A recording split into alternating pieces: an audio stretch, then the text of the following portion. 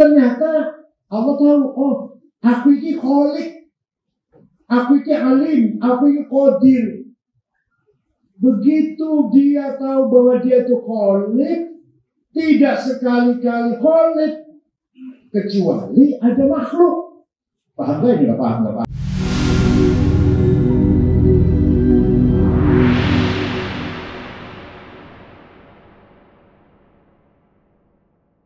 Sejarah itu bahasa Arab. Asalnya syajarah. Mananya? Pohon. Tumbuh dari akar yang sangat dalam. Dari akar itulah kita bisa mencari rahasia-rahasia kehidupan. Mengapa kita ada? Mengapa kita hidup? Kita di mana? Dan dari mana akan kemana? Man ana ila aina fi aina ila aina. Siapa saya? Dari mana datangnya saya? Akan kemana saya pergi? Ini namanya sejarah sebenarnya. Kalau kita mempelajari memahami perjalanan nenek moyang kita pun nanti akan dianalisis, akan diteliti oleh cucu kita. Kalau kita menjadi orang yang layak dianalisis, kalau enggak ya. Kalau makin bisa berpikir ya enggak. Nah, sebenarnya Quran berulang kali kursiru fil ardi tsumma nzuru. Artinya kita diperintah Al-Quran agar melakukan penelitian secara maksimal, baik kuantitatif maupun kualitatif, agar penelitian kita bermanfaat untuk generasi kita dan generasi yang akan datang. Dan yang namanya penelitian siru fil ard tidak akan selesai. Ila yaumil ya. Profesor Hasan Jafar dan Pak Agus pun ya belum selesai. Harus diteruskan oleh murid-muridnya atau generasi yang akan datang. Kehidupan ini penuh dengan rahasia. Manusia pun makhluk yang misteri sebenarnya. Siapa kita ini? Misteri jawabnya. Tidak bisa dijawab secara jelas. Paling diraba-raba bisa. Tapi siapa kita? Tidak jelas. Kemudian, kenapa kita harus ada? Kenapa kita harus ada? Harus sudah ada kan harus jadinya kan? Itu juga tidak bisa dijawab. Keberadaan kita ini seperti apa? Apakah temporal? Apakah abadi? Itu pun nggak bisa dijawab sebenarnya. Nggak bisa dijawab. Nah, semua para rasul, para nabi dengan membawa misi agama, membawa ajaran-ajaran yang mengingatkan, memberikan peringatan, basyirun wa nadhira, agar kita mengerti tentang rahasia-rahasia kita sendiri. Pernah dijawab oleh Ibnu Arabi. Bisa nggak bisa bicara karena baru baca, berpendapat. Bisa nggak komentarnya Pak Ibnu Arabi? Mohon maaf. Pernah dijawab oleh Ibnu Arabi. Khatamul Auliya, wali pamungkas, Al-Kibritul Ahmad, belerang merah, gelarnya ini Syekhul Akbar, Syekh the big, the grand Syekh. Allah sebagai zat tidak bisa diketahui oleh siapapun. Itu namanya Al-Hadratil Ahadiyah, hadrat kemahatunggalan Tuhan. Dirinya pun tidak tahu tentang dirinya. Allah pun ketika masih ahad tidak mengetahui siapa dirinya. Karena ahad, satu tuh, tunggal ganda. Ngomongnya. Satu tenang itu. Betul-betul satu biji apa? Ijen. Nah ini ketika saya ngomong kemudiannya hanya sekedar menceritakan. Di sana dulu nggak kemudian, belum ada zaman, belum. Jadi ketika saya ceritakan urut tertib, kemudian ini dia. Di sana nggak ada kemudian.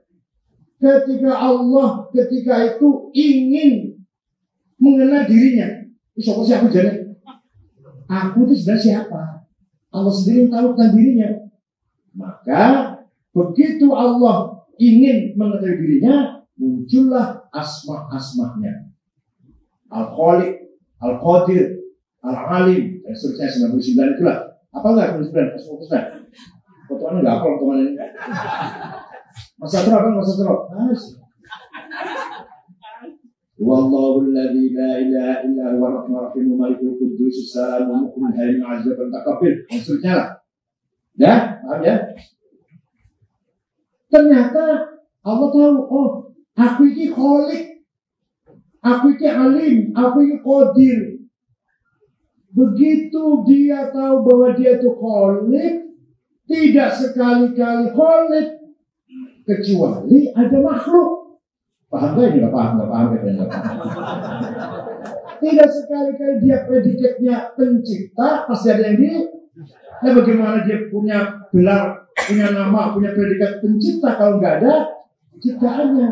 Maka begitu dia mengetahui bahwa dirinya itu Khalik, Alim, Qadir dan seterusnya 99 tadi, maka muncullah relasi dari Asmaul Husna, yaitu objeknya lah, muncullah makhluknya, muncullah ma'lumnya, muncullah makdurnya. Kalau Qadir makdur, kalau Alim maklum, maka lahirlah namanya antabita, al-a'yan tabita, entitas laten. Dari asal Mesir sudah ada, sastra sudah ada waktu itu. Kalau kata Kiai yang mubalik, alam arwah. Jadi al-a'yan tabita, entitas laten. Pak Kautar Azari menerjemahkan entitas permanen, kurang tepat. Bukan permanen, laten.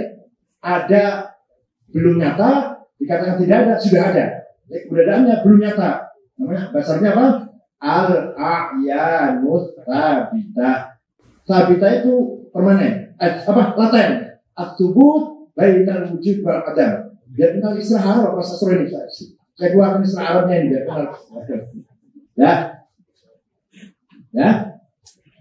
Dari a'yanus sabita terjadi emanasi yang sakral menuju ke Nur Muhammad. Di sini ada mistik. Ini mistiknya nih, di luar logika ya. Kenapa harus Nur Muhammad gitu? Jadi yang sulit dijawab. Al-Sabita itu wujud yang dari asal Z itu turun menjadi satu titik. Namanya Nur Muhammad. Kalau orang Kristen namanya Logos. Kalau Yunani Denus. Kalau agama Majusi Kiamat. Kalau kita orang Islam Nur Muhammad. Dan Nur Muhammad akan terjadi 3 hal. Tanazzulat dekadensi, ta'ayyunat identifikasi, tajalliyat manifestasi. Lahirlah kita ini, kemudiannya kita ini. Ini merupakan penampilan tajalliyat, ta'ayyunat identifikasi, tanazzulat turun apa? Turunnya a'yan sabitah ke alam nyata yang alam materi ini. Maka kalau kita tarik, jadi ilmu rahasia banget ini. Jadi ngajarin begini, itu dikunci sebenarnya, nggak ada banyak orang dengar. Maka kesimpulannya, yang namanya wujud, yang namanya apa? Satu. Jadi Allah sampai apa? Virus atau apalah paling kecil. Kalau banyak, ini apa ini adalah maujudat yang diwujudkan. Kalau yang namanya ada itu satu, yang berarti apa? Yang diadakan. Oh, paham kan? Saya dipakai gini 4 tahun. Jadi wujud itu satu, ada itu satu. Baik ini yang diada. Hitungan itu satu, kalau banyak 10, 20, 100 yang dihitung. Maka hakikatnya wujud berapa? Hanya tingkat-tingkatan. Al-wujudul mutlak, the absolute one, Allah.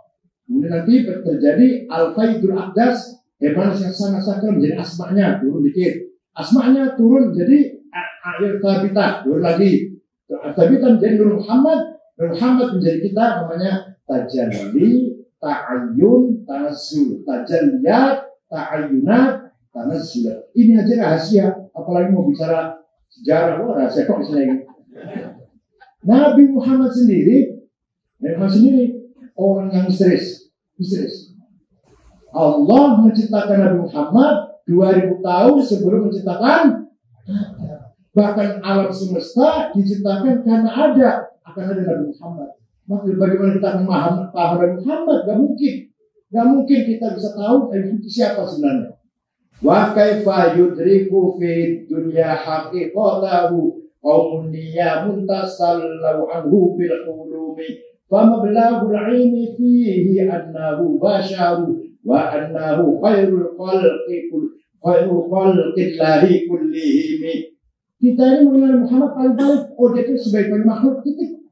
Oh dia itu sebaik-baik makhluk, titik. Bukan hanya itu. Bukan hanya itu. Perumpamannya matahari. Dilihat biasa-biasa aja. Ayo dipentulengin, mata kita hancur. Apalagi dekat kita mati terbakar. Itu Nabi Muhammad. Kasyamsi tadharu lil ainaini min bu'udi soghiratan wa tukillu tarfati min amami. Kelihatan matahari kecil dari jauh, itu dekatin. Nggak usah dekatin deh. Lihat saja kita mata kita hancur. Tukillu tarf min amami. Waktu berada matahari, mata kita melihat, mata kita hancur, rusak. Apalagi Nabi Muhammad dengan dunia zuhud, ya pantas. Kalau satu nggak bisa zuhud. Dan Muhammad pantas kenapa? Wong dunia ini dibikin dari nurnya Muhammad. Ya pantas zuhud. Gak dibikin dari nurnya sastro. Kalau satu nggak bikin zuhud. Nabi Muhammad pasti zuhud karena dunia ini dibikin dari nurnya. Wa kaifa tad'u ila dunya daruratu man laulahu lam takhruji dunya minal adami. Bagaimana Muhammad akan cinta dunia? Wong dunia itu bisa keluar, bisa muncul karena laulahu lam takhruj minal adam. Apa panjang kalau cerita Nabi Muhammad?